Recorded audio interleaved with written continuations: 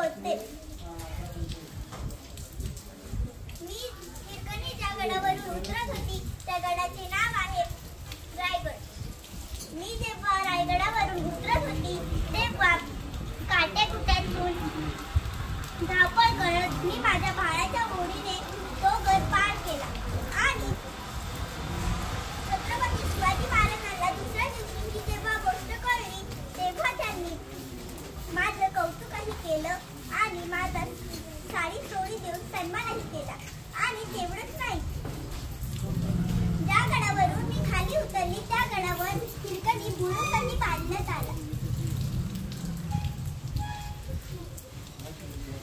अबे तुने कुठे निघाली?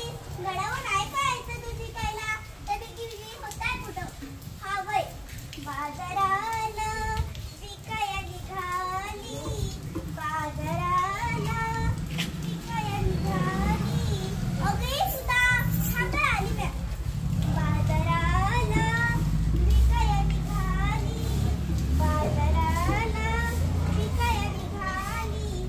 दही दूध ताकन लोणी, दही दूध ताकन लोणी.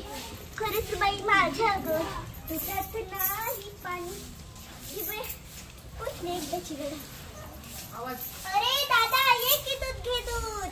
अगं ताई ये की दूध घे दूध. आत्ताच गाईचं दूध काढून आणलंय ताजं ताजं. आत्ताच गाईचं दूध काढून आणलंय ताजं ताजं. ये दादा. हा घे दादा. हा घे ताई. वय ताई माझ्या ताण्याचं अंग लय तापलंय ग. मला संध्याकाळी लवकर घरला जायचंय. हा वय.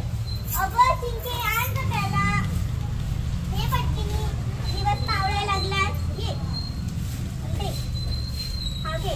पण चिंके दूध सांडायचं नाही, नाही तर आई म्हणायची का हिरा काकीने दूध थोडंच दिले. सावकाश रे ग, सावकाश रे ग. हे बघ दिवस मावळायला लागलाय, मला निघाय पाहिजे. अरे दादा थांब. अरे दादा थांब. दादा एवढे लवकर जायचं पण. अरे असं नको बोलू रे.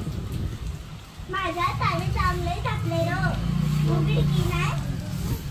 हे बघ तुझं पाय पडली ना त्याचं चमचं दूध तुला देते र. उघडी की.